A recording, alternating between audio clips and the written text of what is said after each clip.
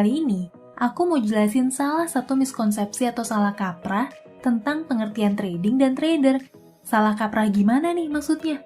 Supaya lebih kebayang, kita dengar ilustrasi obrolan ini yuk.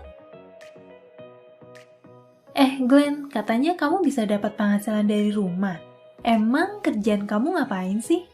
Oh, gua kan trader. Jadi sehari-hari ya gua dapat duit dari trading saham, forex, sama trading kripto juga. Trader? Oh, kamu main binomo atau Olimtrade-nya iklannya lagi rame itu ya? Oh, bukan lah. Kalau itu sih bukan trading namanya. Kalau aku perhatiin nih, masih banyak banget orang yang ngira kalau trading itu ya di aplikasi kayak Binomo, Olimtrade, dan sejenisnya. Padahal bukan. Binomo dan Olimtrade itu bukan platform buat trading. Dan para pemainnya juga bukan trader. Lah, emang bedanya apa sih?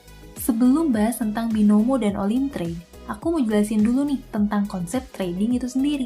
Singkatnya, trading itu adalah aktivitas jual beli dan orang yang lakuin aktivitas trading itu disebut sebagai trader. Sebenarnya nih, trading itu sama aja kok kayak konsep jual beli di pasar atau toko. Ada penjual dan ada pembeli. Si penjual tuh ngejual barang dagangannya ke pembeli, dan penjual tersebut dapetin keuntungan dari selisih modal beli dan harga jualnya. Simpel kan?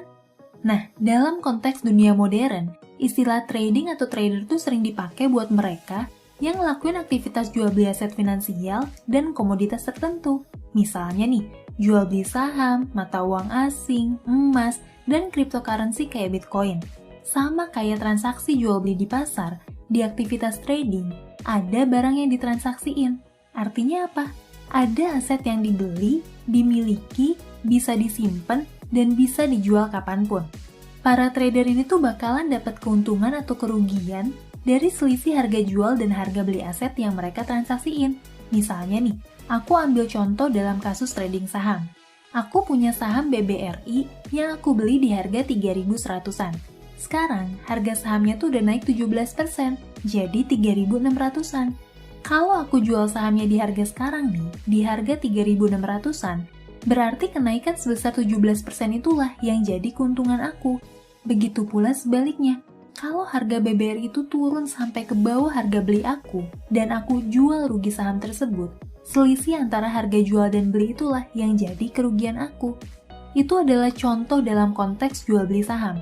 Hal yang sama tuh juga berlaku nih buat aktivitas trading lainnya, dari trading forex atau mata uang asing, Bitcoin, obligasi, emas, dan lain-lain.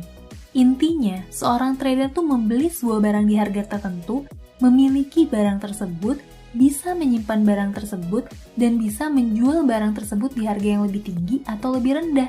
Ini adalah konsep trading secara umum, dan orang yang lakukan aktivitas tersebut disebut sebagai trader.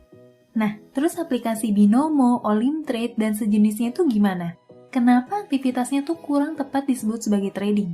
Terus keuntungan yang didapat berapa sih? Pertama nih, kenapa sih aktivitas di Binomo dan Olimtrade itu nggak tepat disebut sebagai trading? Jawabannya sederhana kok.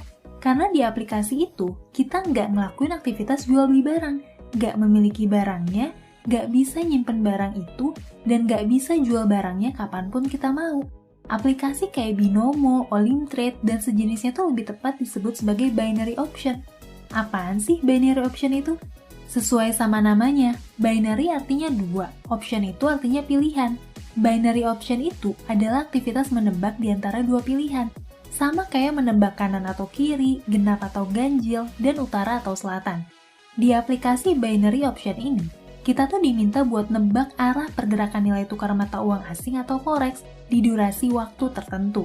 Misalnya nih, kita diminta buat nebak pergerakan nilai tukar mata uang US dollar terhadap euro di 3 menit ke depan. Katakanlah, kita nebak nilai tukar US dollar tuh bakal naik terhadap euro. Kalau di akhir periode waktu nilai tukar US dollar tuh naik terhadap euro, berapapun selisih kenaikannya, kita bakalan dapetin keuntungan sekitar 80% dari modal. Tapi nih, kalau tebakan kita salah, berapapun selisihnya, kita bakal kehilangan 100% modal kita. Ini nih, perbedaan aktivitas trading dan binary option. Saat kita trading forex, kita tuh nuker mata uang yang kita punya ke mata uang tertentu dan dapetin keuntungan dari selisih harga beli dan harga jual. Tapi di binary option, kita tuh cuma perlu menebak pergerakan nilai tukar mata uang, bakalan naik atau bakal turun.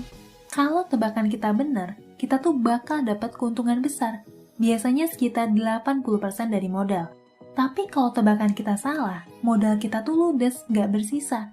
Makanya, kalau di luar negeri, konsep binary option tuh punya istilahnya sendiri. Misalnya, cash or nothing dan asset or nothing. Di sisi lain, dalam aktivitas trading, ada barang yang ditransaksiin. Barang tersebut tuh bisa dibeli, dimiliki, disimpan, ataupun dijual sesuka kita. Sementara binary option adalah aktivitas nebak dua kondisi dengan konsekuensi, win big or lose everything. Binary option tuh bukan aktivitas trading dan para pemainnya bukanlah trader. Binary option juga bukan aktivitas investasi karena nggak ada objek atau aset yang diinvestasiin. Semoga sekarang kamu jadi paham ya. Oh iya, konsep binary option tuh benar-benar high risk dan high reward. Kita tuh bisa dapat keuntungan sekitar 80% dari modal dalam waktu beberapa menit doang. Tapi di sisi lain, kita juga bisa kehilangan semua modal kita cuma dalam waktu beberapa menit. Nah, dengan konsep untung rugi kayak gitu, banyak orang yang pakai teknik kompensasi dalam binary option. Teknik itu dilakuin dengan cara melipat gandakan uang modal kita sebesar 2,5 kali lipat setiap kali tebakan kita salah. Misalnya nih, pertama kita pakai modal 100.000. Kalau tebakan kita salah, di transaksi berikutnya kita tuh pakai modal 250.000. Kalau tebakan kita salah lagi, kita pakai modal 625.000 dan seterusnya. Asumsinya nih, kalau suatu saat tebakan kita benar, kerugian-kerugian kita sebelumnya tuh bisa tercover sama satu kemenangan besar. Kalau suatu saat tebakan kita benar sih nggak masalah. Tapi gimana kalau tebakan kita tuh salah terus sampai modal kita habis? Dengan konsep keuntungan dan strategi kayak gitu, makanya nggak heran nih kalau ada orang yang bisa rugi besar-besaran saat ngelakuin transaksi binary option. Oh iya, sebenarnya nih, konsep binary option tuh banyak banget di kehidupan kita sehari-hari. Misalnya praktek judi bola. Kalau kamu ikut judi bola, biasanya kamu tuh dikasih pilihan, tim tertentu bakal menang atau kalah, atau nebak jumlah gol di pertandingan bola tuh bakalan ganjil atau genap. Setelah milih, kamu tuh bakal bertaruh pakai sejumlah uang. Kalau pilihan kamu bener, kamu tuh bakalan untung besar. Tapi, kalau pilihan kamu salah, yang uang kamu bakal angus, dikasih ke pihak yang pilihannya benar. Sampai sini mungkin kamu mikir, tapi kan kalau transaksi di binary option tuh ada analisisnya, gak sembarangan tebak-tebakan doang. Beda dong sama judi bola. Siapa bilang yang judi bola nggak pakai analisis? Ada metode yang bisa dipakai buat memperkirakan peluang menang atau kalahnya sebuah tim, atau memperkirakan jumlah gol dalam sebuah pertandingan. Semuanya tuh bisa dihitung secara matematis berdasarkan data masa lalu yang ada.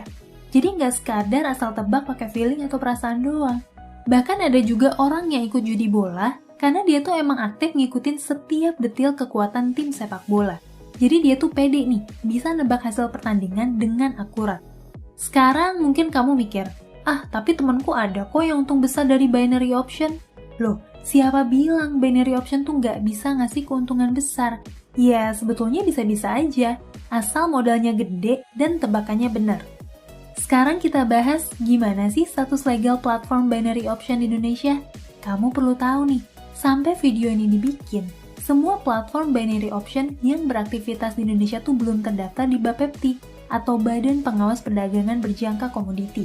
Artinya nih, kalau amit-amit brokernya bermasalah, ngelakuin scam atau bawa kabur uang nasabah, ya kita sebagai nasabah tuh nggak dilindungi sama hukum yang berlaku di Indonesia. Beda sama broker yang udah terdaftar. Kalau brokernya main nakal, ya kita bisa lapor ke Bapepti. Di sisi lain, uang kita juga aman tersimpan di bank yang udah ditentuin sama Bapepti. Ini nih, daftar broker yang terdaftar di Bapepti.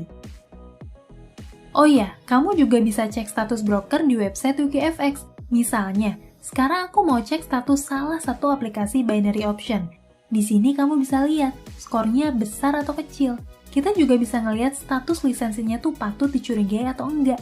Lingkup bisnisnya mencurigakan enggak? Banyak keluhan dari penggunanya enggak? Kalau skor brokernya tuh rendah banget, ya sebaiknya kita hindari. Di sisi lain, broker binary option juga seringkali ngedaftarin perusahaannya di negara-negara yang aturan hukum dan pajaknya tuh nggak ketat.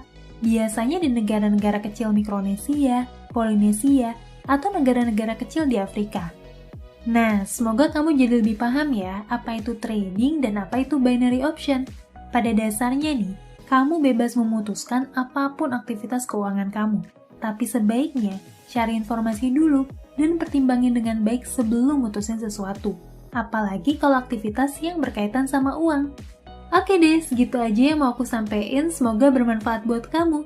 Sampai ketemu lagi di video selanjutnya. Tetap di channel Ngomongin Uang. Karena ngomongin uang gak ada habisnya.